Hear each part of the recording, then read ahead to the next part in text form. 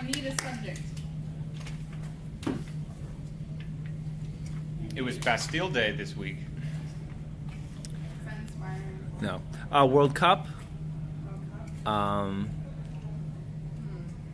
They're good in World Cup. How many for World Cup? Sure. 1, 2, 3. Do you have something better? Bastille Day. Anything else? Anyone? 5 to 7 minutes of Bastille Day? No. World Cup? Okay. And now I present World Cup.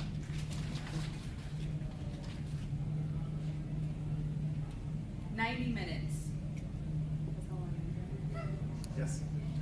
90 minutes is all you have. You have practiced. You have toned.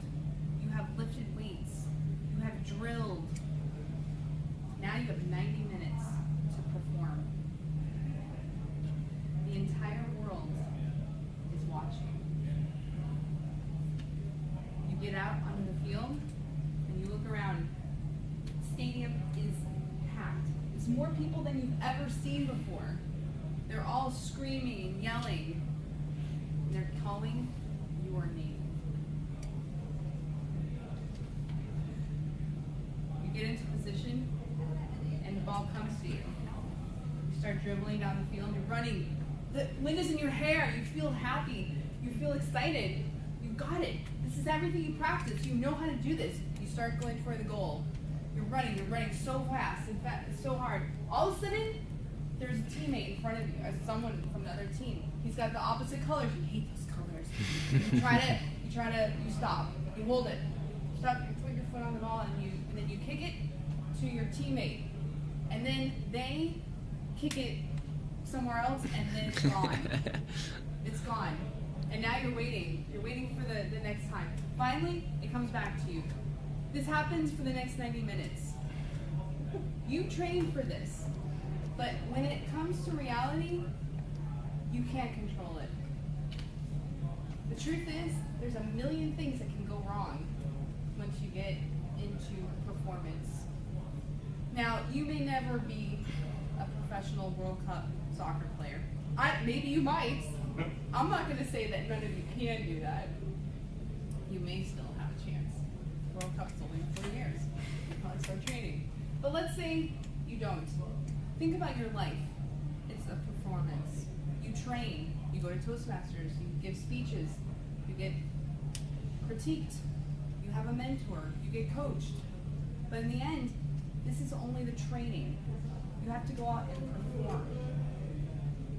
There's so many people in this world that spend their whole life training.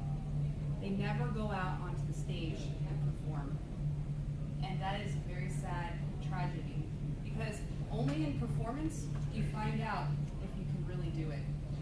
And the truth is, even when you can do it and you are really the best in the world, there's still going to be that random chance that you're going to fail.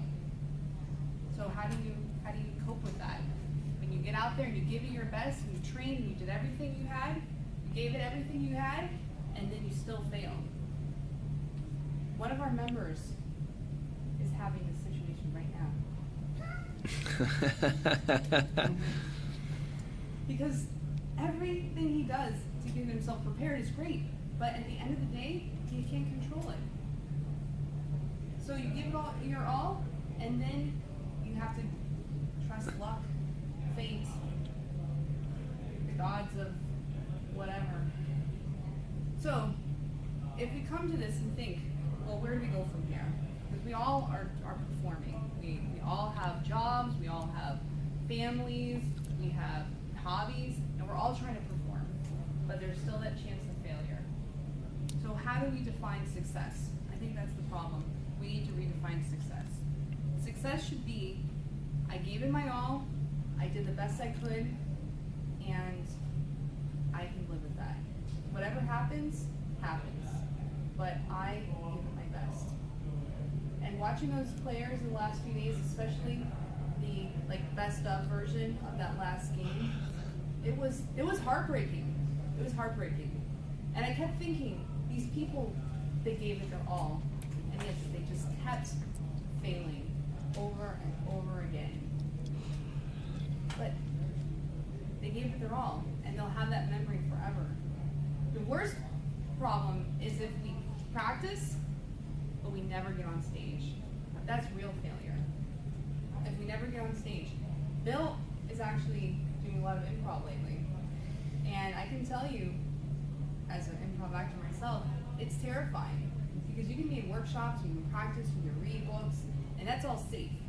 It's all a safe environment. But when you get on stage, it's terrifying every single time. Every single time. So that terror, that can stop us, that can cripple us. We can be crippled by fear. But when you feel that fear, you need to get up and get on stage and perform. Because that's the only way that you can actually be successful. So look back and say, I gave it my best. Mr. Toastmaster,